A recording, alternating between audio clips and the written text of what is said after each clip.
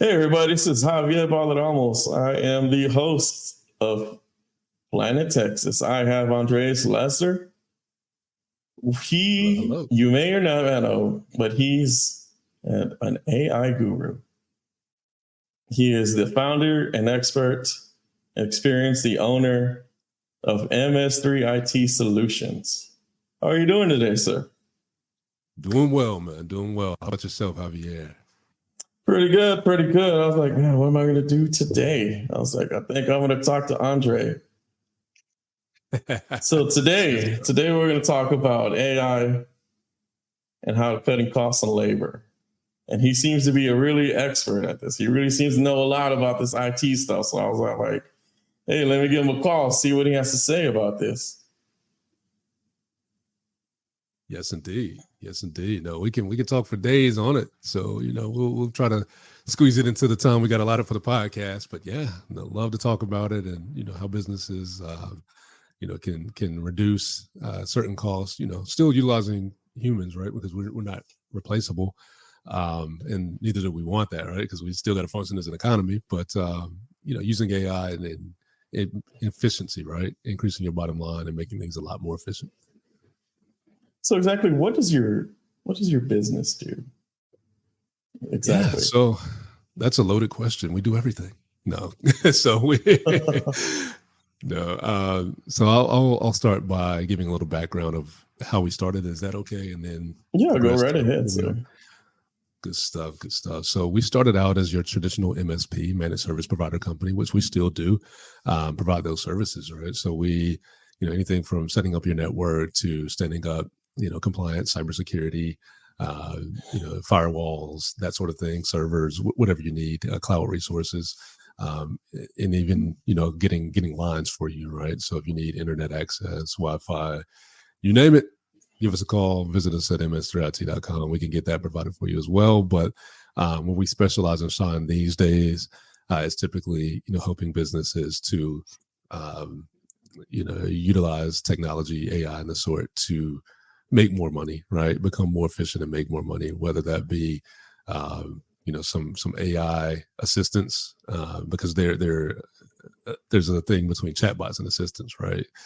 I know you guys have heard or talked to when you call up a company, part voice AI, where you just have to say representative over and over again because it's not understanding what you're saying. And, if it wants one input, yeah, and that's it gives so one much, output. man. Right. That's so much. You just want to talk to an actual person. You can't even get that. Yeah, 100%. And, with that, we aim to fix those things, right? Those deficiencies for companies. So with the advent, AI has been out a long time. People are just starting to get familiar with it because of ChatGPT, that explosion, the conversational AI and all. So we utilize some of those tools, but a lot more than just ChatGPT. We've got some proprietary LLMs and, some medical, all types of things that we work with in different industries. But what we primarily do is, I'll start ground floor. We like to take a look at businesses, their processes, what they've got going on, and then we'll see how we can help. But a lot of that is, simply automating, intake, client engagement. Let's say somebody goes to your Facebook page, right? Or they go to your website and fill out a form. What happens next? Does it sit in the inbox? Does it wait, 2 hours for someone to get in touch with them? We help companies out a lot with that kind of thing because we have a chat bot. You can feed it your data and it has intelligent conversations. It can book and automate calls for you. You know what I mean? And it can sell your products for you. It can be your customer service. It can do all the above through, text message, live chat on your website, Instagram, Facebook, WhatsApp, a few other avenues as well, right? So that's where we typically shine, but we've also got some big boy projects as well that we're working on to help companies. Like one of the larger pharmaceutical companies in the world recently reached out to us, and we're working on an exciting project for them with their logistics, using AI to make them more efficient with their logistics. So hopefully I answered part of your question there. Oh, yes. So what inspired you to explore AI and automotion. How do you pronounce it? Automation. Automation in your field. Yeah. Some noise. It's a huge part of that was needing it ourselves, right? So, we discussed a little bit before. My wife and I owned a U-brake iFix in Wake Forest, North Carolina, and while franchise systems are great, they're great starting blocks. They give you what you need. There's room, right? So, part of AI is marketing, right? We'll utilize it in marketing, but you can throw money at ads, but what happens if you don't have the back end systems to help, right, with that intake? Because if you throw X amount of dollars at ads, which we assist with ad targeting and all that good stuff as well, and you get the business, but you can't keep up. So if people are constantly pinging you on Facebook and stop me, you've probably heard this a million times. Yeah, I ran ads, got a bunch of people, looking to do X, Y, and Z, but my systems aren't in place. So my team's scrambling to talk with them and to keep up and to set appointments and to do this, that, the third. Those days are over. We set up the systems for ourselves initially. Proof of concept, right? Before you can sell it to anybody else, you got to make sure it works. So that's how we got our foot in the door and got started with automation. And then AI just took that thing to the next level.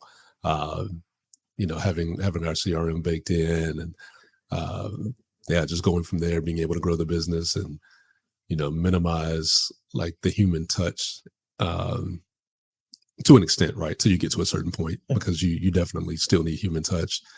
But yeah, that's exactly how we started. Just, from a necessity from our end. Good, man. That's pretty amazing. You started from a phone company and now you grew into a solutions. So can you share a specific example where AI significantly improved efficiency and reduced cost in your organization? For sure. So let's say sales, right? One thing that we've had, prior to implementing was you run an ad, right? And you get that response and people are constantly and consistently calling in to get a special, a deal, an offer, whatever the case may be. Your phone's going to ring off the hook. How are you going to man those calls, right? If your call to action is a call, well, now we've got voice AI that picks up, talks to the person, qualifies them, gives them what they need. And, the automations take over the rest, right? So it's human-like voice, used in specific instances. You're able to literally run your business without a person touching them until they have to. And what that's done for us is, okay, you can scale, right? Because you're not limited to personnel constraints. You may have, the same people that you have hired right now, but you're able to take on much, much more because you can reskill them to do some things that are going to produce more revenue, right? So let's take a journey and say, okay, I've got an offer that, let's say a course creator. Normally I sell this course for $1,000, but now I'm going to sell it for $100 for the first, 10 people that call me, right? Or the first 100 people that call me. And okay, now your phone lines are tied up, they're going crazy, but you implement a voice AI, it's going to take care of every last one of those calls, get them what they need, get them signed up, and it's done. And then, the automations that, we build out will be take care of the rest, from the follow-up to, the nurturing after the sale, right? And making sure that they're completely taken care of. And for our hiring clients, we've got analytics. They're able to take advantage of, correlations between, okay, you got this product, let's recommend this product because they're pretty similar and they're tied together. So, an AI can call out, can text out and say, hey, thanks for buying XYZ. Really think you may be interested in product number 2. If you're interested, I can get you a deal at 50% off. Would you like to learn more about it or just go ahead and grab it? And then if they say, go ahead and grab it, the AI can send the link. But if they want to speak more, learn more about it, AI can have intelligent conversation. And that wasn't possible, just a year and a half ago, right? But think of how much money and time and resources that saves companies. You've got, small businesses that can scale now. They can do things that beyond their wildest dreams from every industry. We're seeing it in real estate. We're seeing it in, pharmaceuticals, from doctors' offices, mom and pop's doctors' offices to, friends' houses, you name it. They're starting to find out about the technology and understand it now and see how it can be leveraged to actually make a difference. So what do you say to the people there, like, that just want to actually talk to a person? Like, what is that? Like, how does that even work? Because I get impatient when I call on the phone, and then it's just, you push one and then you push two and you just start pushing numbers and letters and you start cussing out the AI and everything else. Like, there's been, you're on the phone for 40 minutes and it's the same voice. And then the other ones that the computer hangs up and it's not even me. It's the computer that hangs up. Like, what do you do about that? Like, how do we handle that kind? Yeah, 100%. Those typically actually aren't AI. They're typically just workflows with voices on top. And they don't have the smarts. I'll keep it there, right? To operate outside. But for any reason, we typically program ours to be as human-like as possible.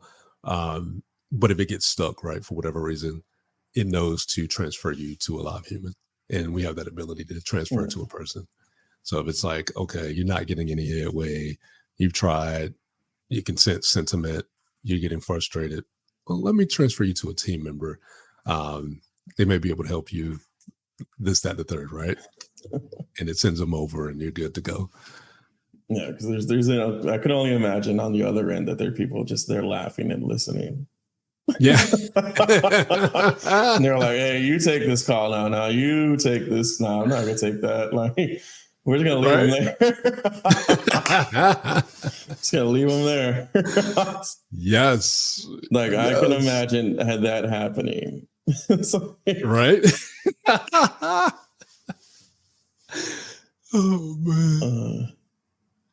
So my next question for you is, what is the biggest challenges you faced when implementing AI solutions? Yeah, some of the biggest challenges are, I'd say, the technology itself, right? So especially, it's ever evolving. Hardware is a big limitation.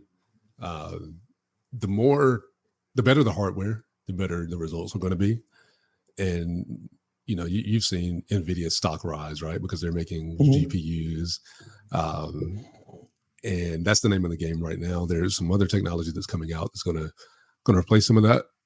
But as those things start to get more affordable, then you're going to see AI do things that you never thought in your wildest dreams, quantum AI, all that good stuff. So the hardware limitations and the technology of the day, I'd say, is the most frustrating part.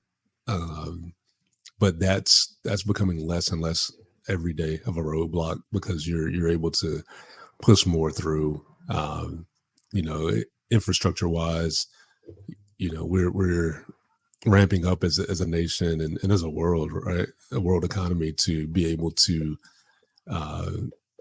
have these things and take less bandwidth, so that, let's say, countries that don't necessarily have the infrastructure of the United States can still utilize some of these things, because, if you don't have bandwidth, what good is it? That's why, WhatsApp is huge in certain areas, because they can have a low bandwidth way of communication that still gets the point across. And that's honestly why we develop WhatsApp bots, to speak with our, international clients, right? So that they can still sell and provide customer service and do whatever they need to through WhatsApp. In addition to that, we're also, we've recently partnered with a company, and if anyone's listening to this and they have connections, including yourself, Javier, to countries outside of the US or even rural areas that need wide scale internet at gig speeds up and down, we're able to provide trucks that do that, essentially making them an ISP. Think Starlink, but at scale, for a small city. And what that does is, what I'm excited about it for is that changes the landscape of things. So, if they've got some equipment and they can't learn, you know what I mean? Like they don't have the bandwidth for a YouTube or whatever the case may be, for education, for hospitals, for transmitting records, all that stuff can become possible now. Make that investment. They've got gig speeds and everything's just working, right? Yeah, it's funny that you said that. Because here in Texas, we have a lot of small towns that don't have, like, I know it's going to sound weird and crazy when I say it, but there's several small towns that are just like the middle of nowhere with like 2,000, 3,000 people. They don't even have a grocery store. They have to travel like 20, 30 minutes to get whatever they need. Like they have like their local store, like one single gas station. Is there any way that you can help those kinds of people? Is that the kind of people that you're? For sure. So if I grew up in a small town as well, Nashville, North Carolina, not Nashville, Tennessee, Nashville, North Carolina. Feel free to look it up. Yeah. So we definitely would be, we would speak to their local municipalities, government, however that works, right? And see, there's a good fit, right? And there's always funding as well, right? The government. Yeah, there's always like some kind of financial. Because like when you said that, I could only think of like a couple of small towns because I'm from South Texas. So gotcha. Normally we're always like I say, we're always 10 years behind, but we certainly are behind because that's just how we live our lives. Now, when we come to like Austin and San Antonio and the bigger cities, it's like night and day. It's more like an international city where like a little bit of everything is in these cities, but like from South Texas, from that to like, I think like the cutoff might be like San Antonio is when it really starts become really more diverse in every way. That's really it. So I have one of my actual questions is, how do you ensure the ethical use of AI in your projects? That's a great question. So that's a tough one. I know it's kind of a loaded one. Like I know it's a little bit of an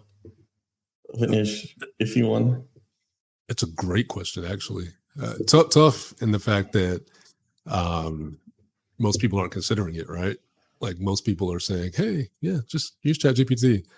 But that's training your data on public, you know what I mean? Like public information. You're drawing from public knowledge. So one of the reasons why I asked that question is because I just recently I was trying to use AI to clean up my comment I was going to put on X, but that had Trump in it. And then it told me that they don't do that. Like it literally gave me an explanation that if it's political and so forth, that they will not clean it up for me. And it made me think of like, well, why is it doing that? Like, why can't it, like, what is going on with this? Like, it's supposed to be like Skynet. Yeah.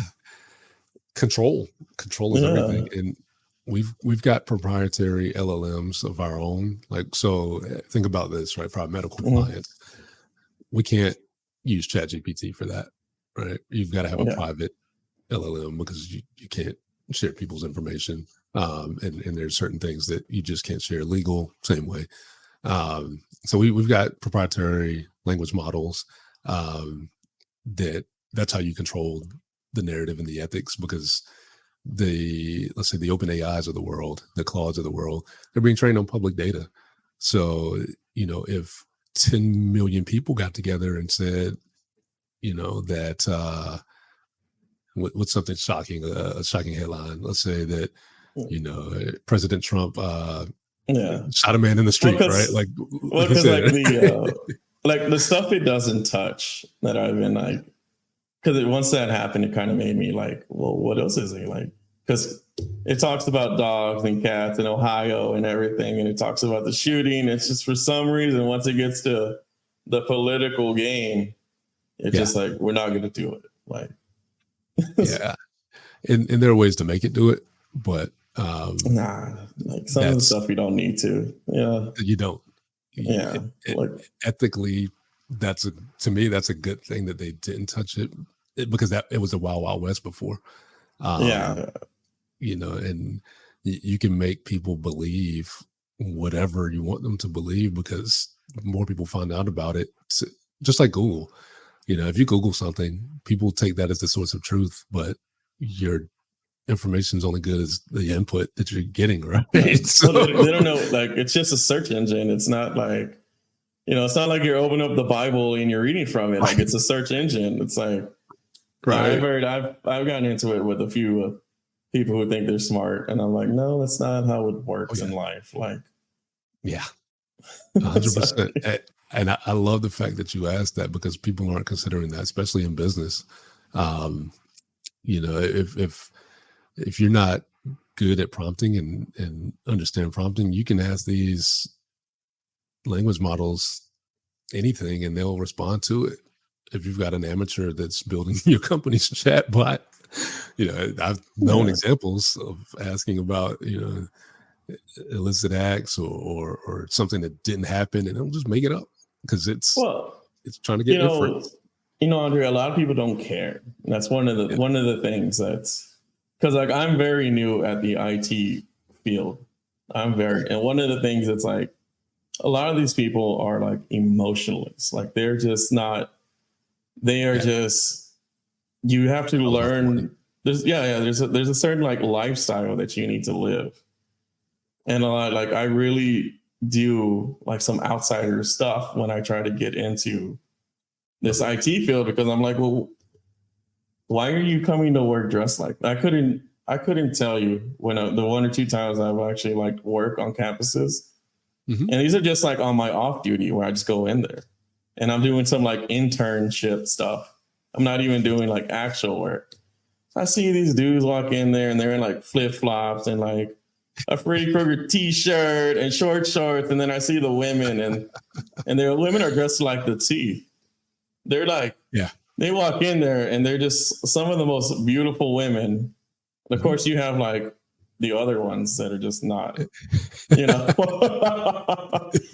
Like I'll tell you, like I'll just say it out loud. It's the spectrum, you know. Yeah, you know. Like it blew my mind because I can't say where this was, but they had a daycare and then like a pet daycare center.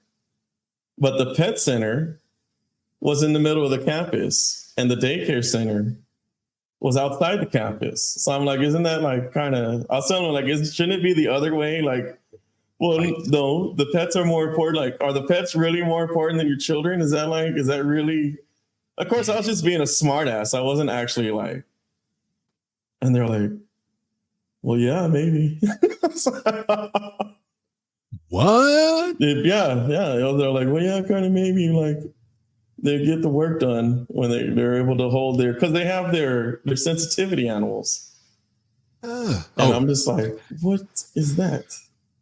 The bottom line being the most important thing, right? Like it's, I don't, yeah, there's, I get, no, you'll never get me to say that. Like my children are the most important.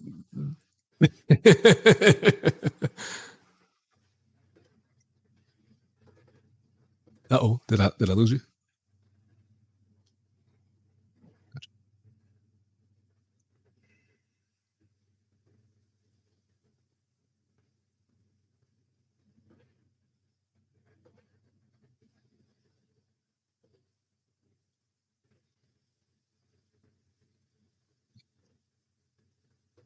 Awesome.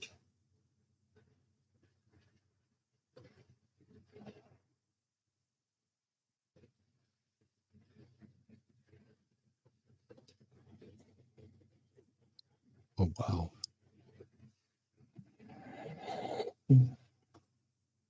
Gotcha. Gotcha. I can hear you now. All right, back on.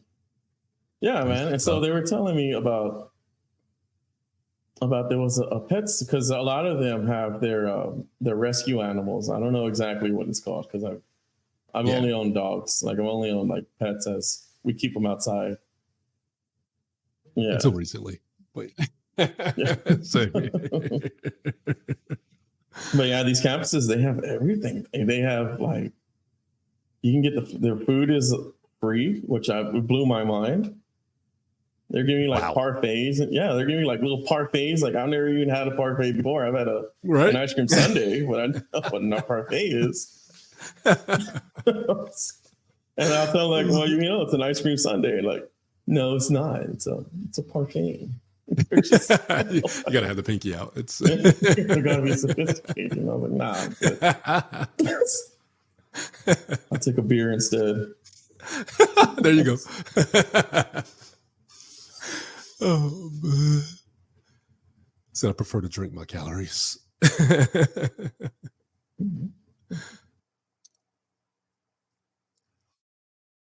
Oh man.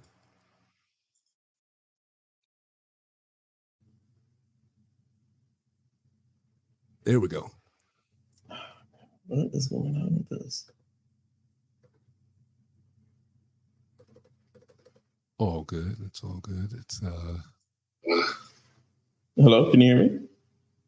Oh yeah, I can hear you. Yeah, I don't know what is going on with that.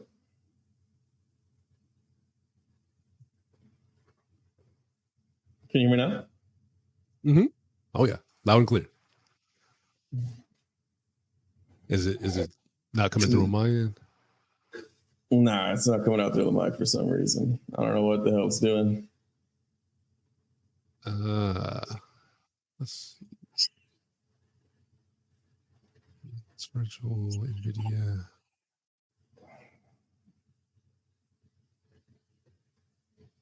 Yeah, on my end, it seems like it's good. Let's keep going. But you still can't hear me.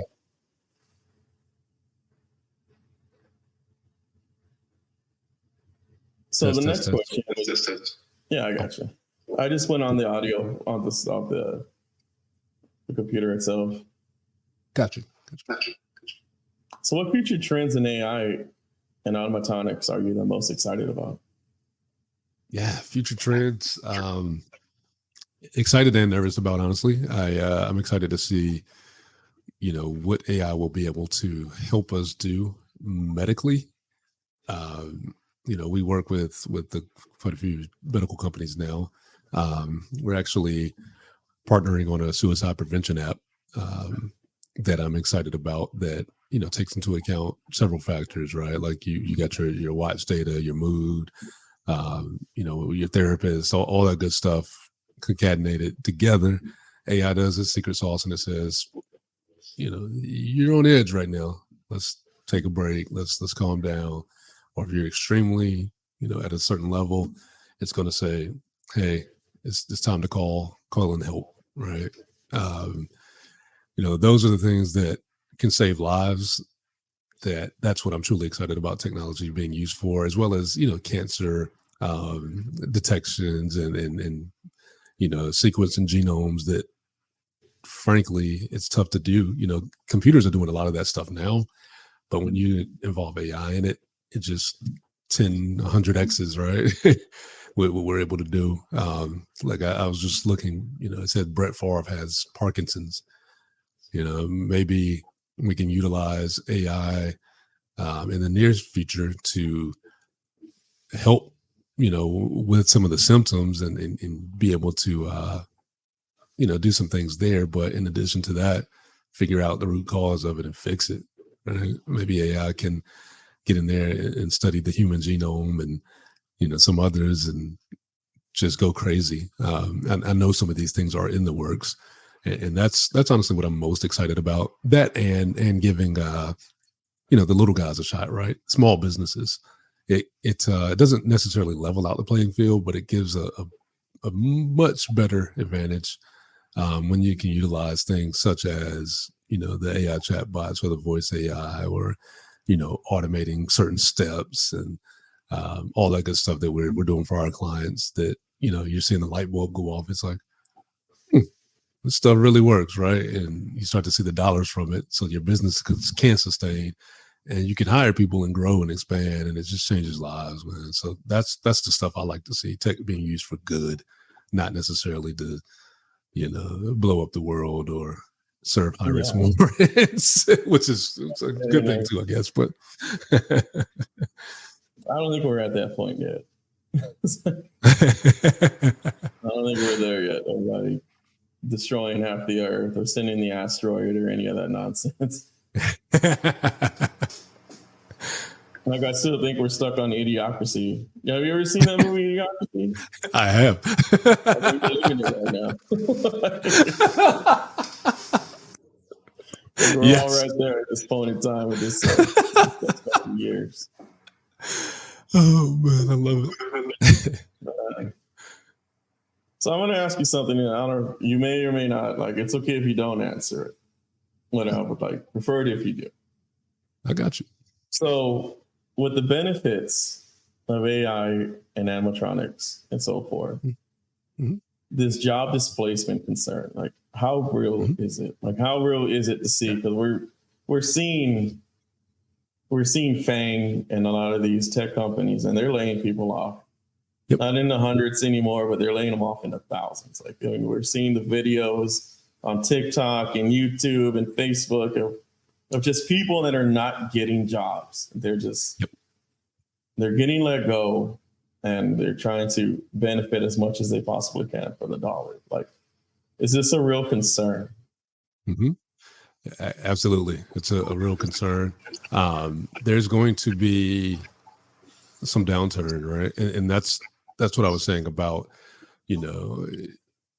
as a nation, as a world, we're going to have to figure out how to retool people. You go back to the industrial age, everyone had to be retooled, right? And the world economy didn't go to crap because that happened. It actually thrived, and we got more from it. We're at that space now where right now, it's going to happen. Companies are going to lay people off. People are going to be without jobs, lower end, but also a lot of white collar jobs, as we're seeing, right? Like I said, we've got AI that can, do coding. It might not be the cleanest code in the world, but if it can get you 80% of the way there, and then other AI checks it over and finds the errors, then what do you need the staff of 50 for to do that? You can reduce that to 10, have it double check the AI because it's got experienced AIs.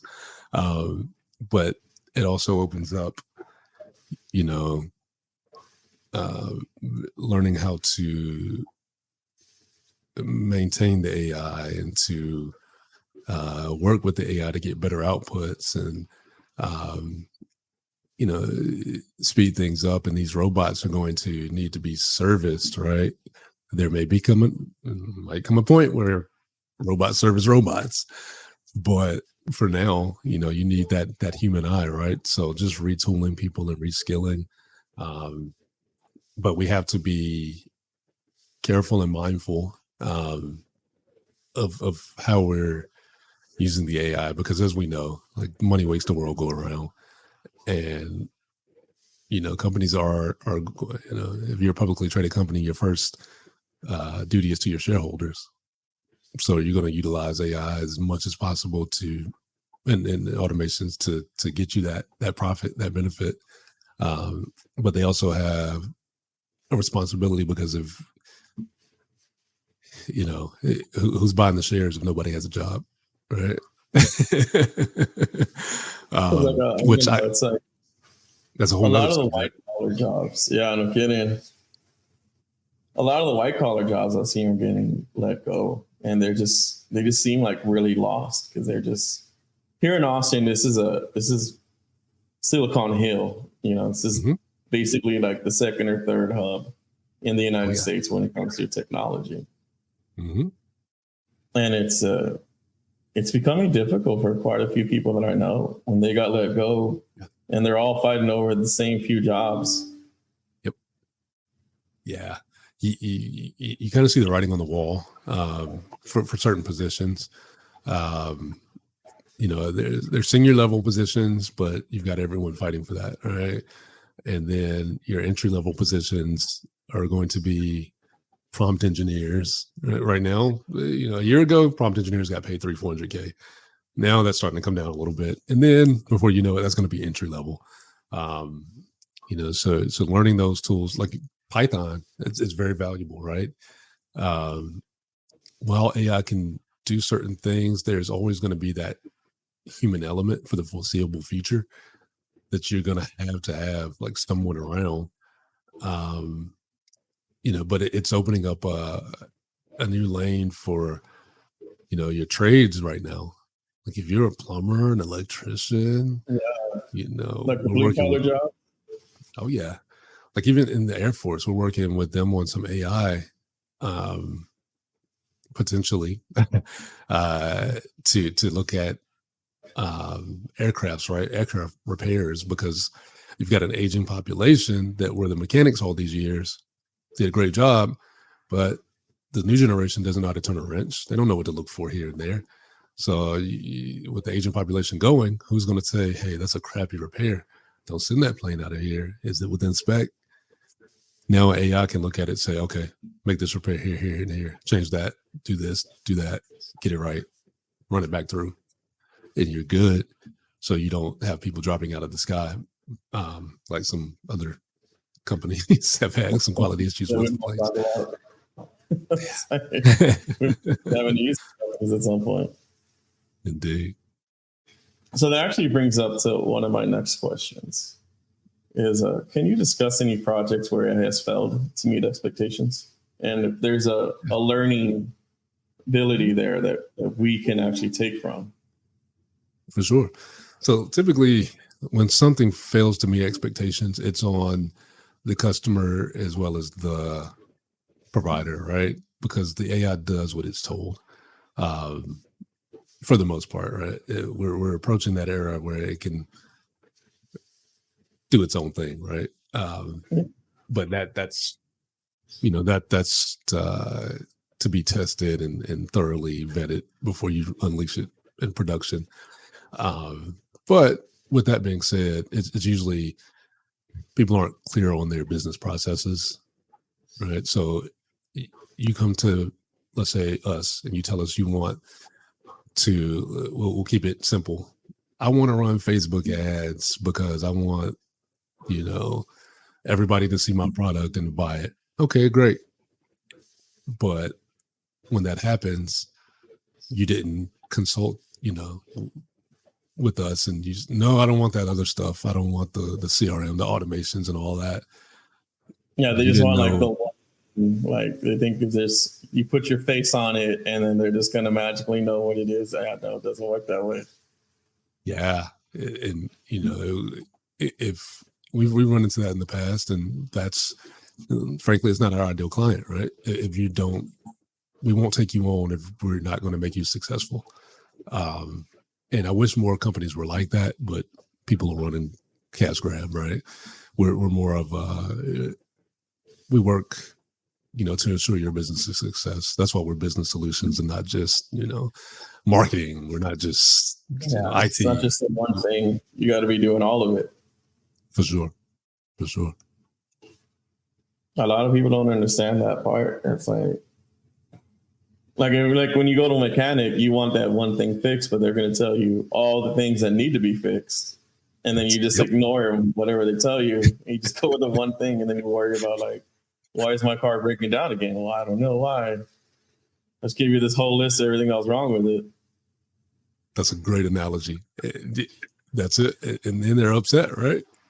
They're upset because my transmission, fell out the bottom of my freaking car. Oh, well, that's because you never got it serviced. And we told you that, the linkages were going bad. And they told you that.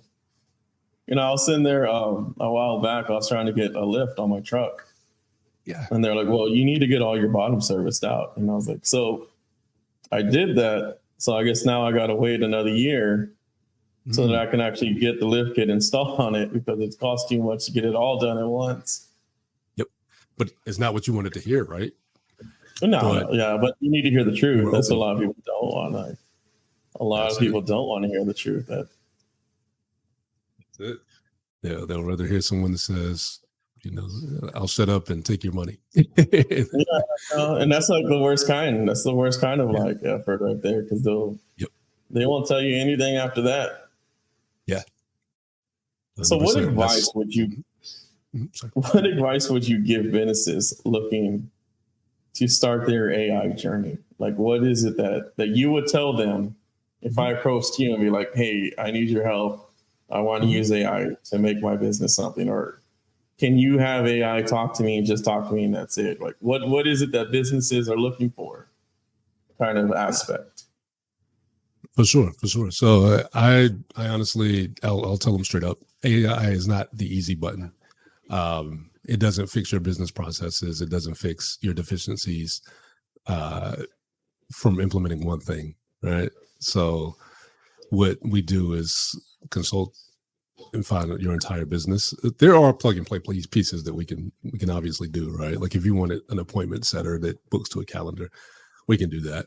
And if that's all someone needs, great, no problem, right? We've got you covered. You can go to ms3it.com, hit our live chat widget down at the bottom right. Once that pops up, just type the word demo and it'll lead you to a form that you fill out about your company. And then you'll see in person what your clients would see, right? So it's going to chat with them about your company, get them to book a demo with you. And, once you like it, it's not even trained, right? Like it's just a couple of pieces of information about your company, but it'll go off and most people are really impressed. But with that being said, I just say, don't expect immediate. Is that what you're trying to? Yeah, that's it. An immediate miracle. Yeah. It's marketing's marketing for a reason, right? People. You can tell. You can just say it. Like you don't have. You're going to hurt some people's feelings because we're actually just having a conversation. We're not trying to it's just kind of what it is. It's not the easy button. Yeah, it is not. It's not. It's it's a tool, right? AI is a tool, and we've got several tools in our tool chest. And like if you hired a plumber to come fix your toilet and all he had was a freaking wrench and that's all he showed up with, what are you going to do with that? You got to have more than one tool. We've got several in our chest, and a lot of companies that do this, they have 1, 2, 3 tools. And you got to hire the moderator. Right. Right. So you got to get Mario to fix that, and save the princess. Seriously. Yeah, if you're not going to talk to us, vet who you're talking to. When they have the consultation with you, how do they lay out their project, right? How what are the steps that they're going to take? We give you a nicely laid out step process, right? That we're going to take to do whatever we're going to do, our build outs and all that good stuff. Because and this is just game because people don't know these things. So they'll see something on the internet. Hey, that's just, $50 a month. Why not just use that one? You'll find out why very soon, because you thought it was going to be an easy button, but or either it's great at one thing, but you needed 10 things, What's easy to take the money? Yeah. Very. That's what that is. Very. And, so a lot of people need to have an understanding of what it is that needs to be done, and they don't really know. For sure. And, we're going to actually start with webinars very soon, just to kind of educate people, right? And that's something, Javier, if you're okay with it, I'd love to, talk to you and maybe your audience about, attending some of the webinars. I can maybe come back on and give you a link. We'll have it all on there.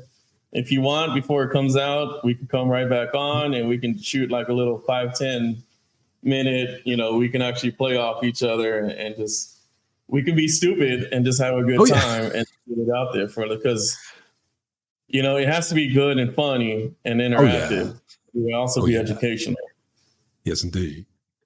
100%. Yeah, Mhm. I'm all about it. So how do you stay up to date on the latest advancements? If that's one of the, how does that work? Sure thing. It helps being in certain circles, right? Because people are pinging me about, the latest and the greatest. Of course, reading newsletters, articles, certain publications, right? Those types of things. Staying in the know there. Uh, just yeah, that's pretty much it. Following certain things, having certain conversations, being at certain shows or events, like the OpenAI events in California, or you've got the Google events, or this, Yeah, that, and the like all third. the they have going on all the time. Yeah, consistently being out there, meeting the thought leaders in the industry, being a thought leader in the industry, um, and yeah, it comes to you once people know that you understand and you're truly good at what you do, they'll come seeking you out. So that helps too. Um, but yeah, outside of that, just normal. I'd say subscribe to newsletters. Um, some great YouTube channels out there for those that don't want to sit down and read. Some great podcasts out there, right? Podcasts all day. Number one, there, number one. Yes, yes. You know, remember, if we're laughing together, we're not being laughed at. That part. That's one of the things you got to learn. Like, when you're laughing together, you're not being laughed at. Like, Love it. so I don't know if people understand that, but older people will know. It's like, Truth. Look, that's a bar. So I have the last question for you. Yes, sir. So what role will you see AI playing in your industry over the next decade? Yeah, for sure. It's I'll say this, mark my words, 10 years from now, whether I'm here or not, AI will be the baseline for everything. AI will be the baseline for marketing. AI will be the baseline for the emails you receive. AI will be the baseline for your calls for companies. AI will be doing the initial predictive analytics, to determine whether you like this, that, or another thing, to serve you the proper ads, or to influence you in elections, or to influence you in, what car you should drive. They're taking all that data, and AI is just going to, well, it's already doing it, but even more so, with better hardware and technology, is going to. It's a scary thing, and that's why ethics has to be involved, and they're coming out with legislation now.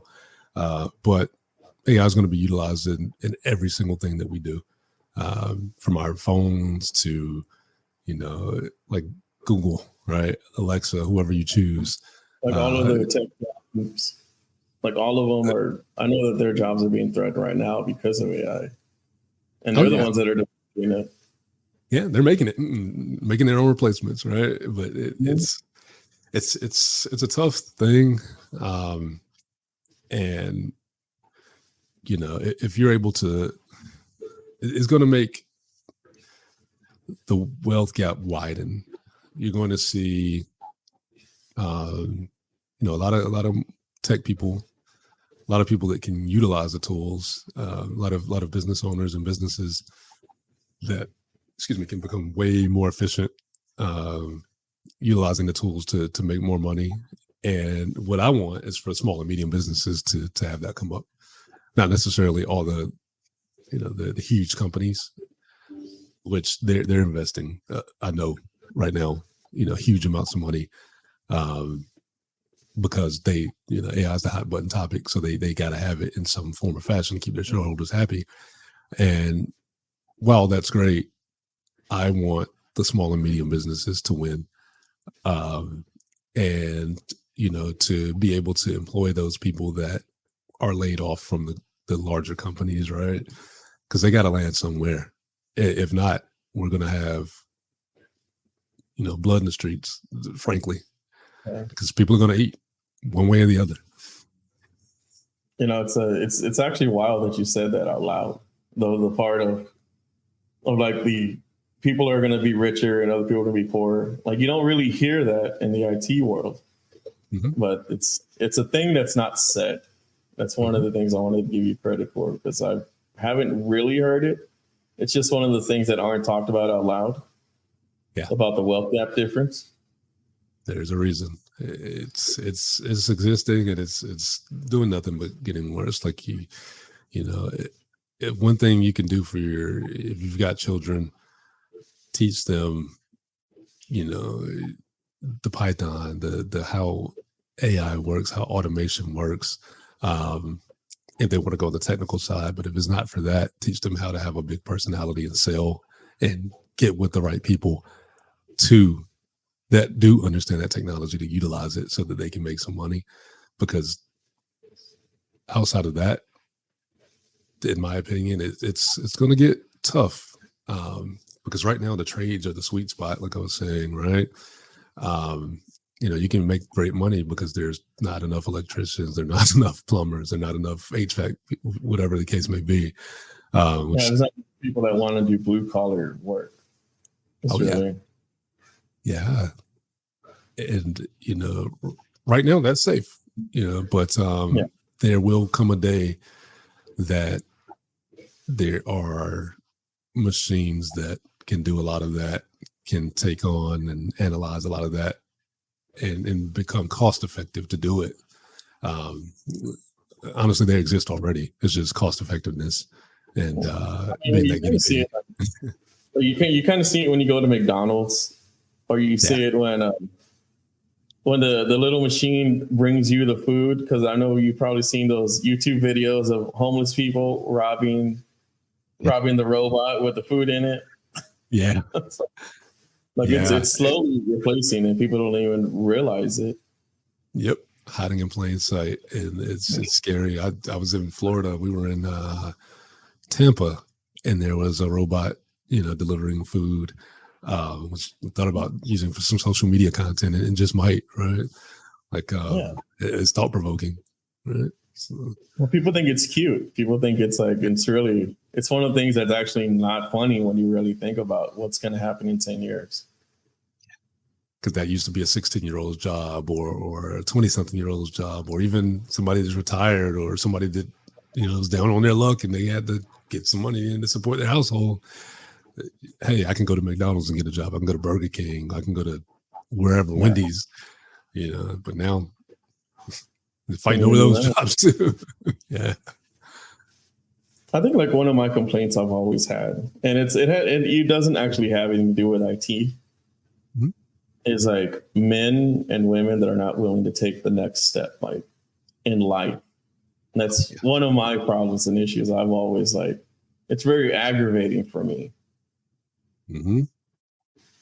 We're very comfortable as a nation. Yeah. You know, where they just want to like raise the first rung instead of like taking the next step into it. But that's just that's like a whole nother like thing, you know? So do you have anything else you wanted to add before we actually leave off? No, Javier, I think I covered everything on my end. If you know, if you're open to it, if anyone wants to, you know, check us out, if you have a small business or just want to play around with the technology, feel free to visit us at ms3it.com and check out our chatbot. Once you get there, you can go up to the top and there's a little space for, it says demos. You can try our missed call text back solutions. We've got all kinds of fun stuff that you can try out. Just have a ball. I bet I had fun with AI. Like I'm always like asking it the stupidest things in the world. Do this. Call our number, and you'll speak with our voice AI. It's pretty cool. I want to know your thoughts the next time we're on. Like I can't tell you how much I get a kick out of seeing like the cats and dogs suited up and like in the army suit. And they're like, oh my god, I get it. I laugh so hard to see that stuff. Yes. Oh, that and other. Yeah. The other stuff that like just kind of they're just like, man, I can't. It's so Like I really do, but I'm kind of like fucked up. Hey, hey, all good, all good. I just like I was a 90s kid, so I was kind of raised with Will Ferrell and Saturday Night. So like the insensitive stuff is funny to me. Same. My sense of humor is it will probably get me canceled in the mainstream. So I only got canceled once on X, and I was able to recover. Thanks to Elon Musk getting owning X now. But yeah, I'll probably leave it like that on that one. But yeah, I wanted to thank you for coming on the show, and hopefully I'll have it released by the end of the day. And everything that you, hopefully. Like all I do is edit. I do everything myself, but when you do it all the time, like I'm actually at the point where it's just kind of, it's kind of like secondhand nature kind of deal. Yeah. You just do it and be done with it. Dude, that's awesome. If like, would I be able to get like a downloaded copy of it to clip up? Is that okay? Yeah, I can send you shorts and everything if you like. Wait, yes, sir. That'd be awesome. Yes, sir. All right, then. Well, I'm going to let you go. I want to thank everybody for being on the show. All the links and descriptions that Andre's going to send me, it's going to be there. It's going to be on my website. It's going to be on his site. It's going to be on Facebook. It's going to be on YouTube. It's going to be everywhere. So you'll be able to find where he's at. You'll be able to call him, talk to him, tell him how much you like him. Thank you, Andre. Yes, indeed. Thank you, Javier. It's a pleasure, man. Yes, sir.